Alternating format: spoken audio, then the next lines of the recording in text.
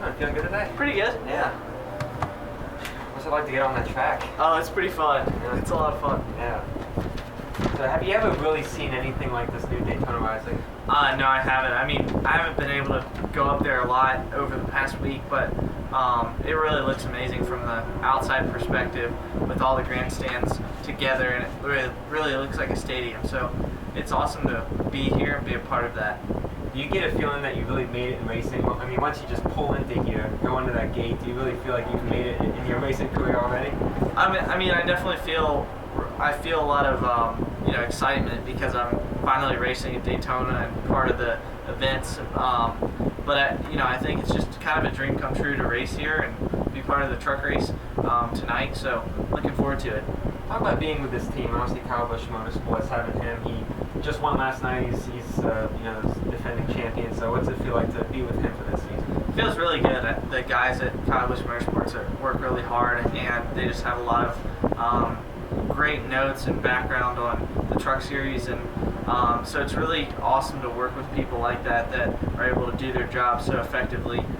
So I'm just looking forward to seeing what we can do in the race tonight and going forward for all the races this year. Talk about Liberty University, that whole relationship, you and them, and how you've been able to combine both racing and the school. Yeah, so I started racing online before I started racing in a real car. So the biggest thing was translating that into my real career, where I started having success when I was 15 years old. So I proposed that to them, how they could grow their online schooling program, because their students can go out and learn in a certain field online and then take it to a real job or inside their community. So so they've really been a huge part of my support program the last 3 years, and just looking forward to having them full-time on the truck this year in the Camping World Truck Series. Do you think it's a good way to bring younger fans into the sport, having a college, here in NASCAR? Yeah, I think so. I mean, I think the biggest thing is just the trying to get the younger demographic of kids, maybe 16 or 17, that are looking to go to college there, either residential or online, and also catering to the fans that already exist and maybe want to go back and get an education online and take a few courses and see what it's like. So I think it's open to anybody, and that's what's so great about the sponsorship, is that it can help anybody from all ages, really. Do you have any friends from Liberty who come to the racetrack and support you and come watch the races? Yeah, I have a few. I have Mr. Moon is coming actually tonight. He's part of the Liberty University. He's part of the program, so it's really cool that he's coming. And we've had Mr. Falwell come to a few of the races over the past year. He came to Bristol last year, and they really enjoyed it. So it's awesome to have their support and have them actually come out and see the races firsthand. I think that really helps. A lot of 18-year-olds usually struggle with public speaking. How are you with public speaking? Obviously, in this, with the sponsorship, speaking in front of people, how do you feel about that? Yeah, I think not that it's easy, but I think that especially with doing it so much the past few years, I love what I do. So I love racing, and racing or marketing is part of that. So public speaking is a big part of what I do, and I love just talking about the races, so it makes it a lot easier. Yeah, that truck started Phoenix last year. Didn't last too long, unfortunately, but do you feel, does that give you any more comfortable feeling coming into here at Daytona, just knowing that you've been in this series at least once before? I think so. I mean, it gives me some comfort just knowing that we can compete, and knowing that we had speed on a mile-long track like that, and just we've been able to test over the off season a little bit, and it's just made me more comfortable in the truck. So I definitely think going through the process of practice and qualifying and some of the race that definitely helps.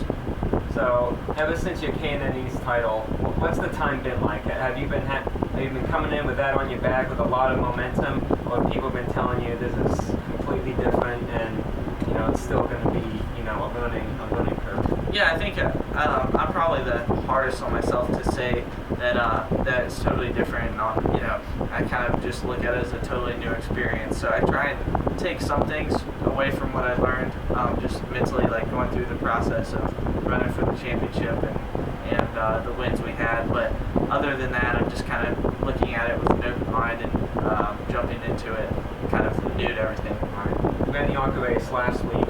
Came up short of the win. What have you been tossing and turning in bed thinking about this last?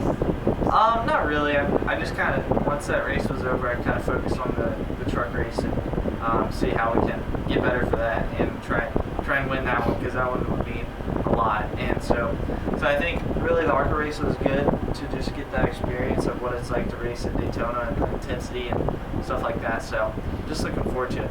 You posted a picture from a media day, I believe on Tuesday. You were standing next to Jimmy Johnson doing interviews.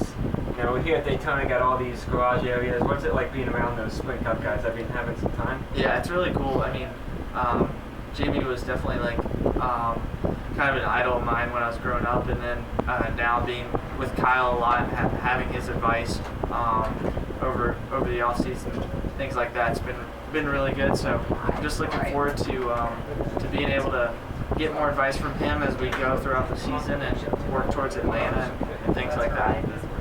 9 months from now, when you look back from Homestead, what would be a successful season to you, like realistically, or what you would look back on as a really good season?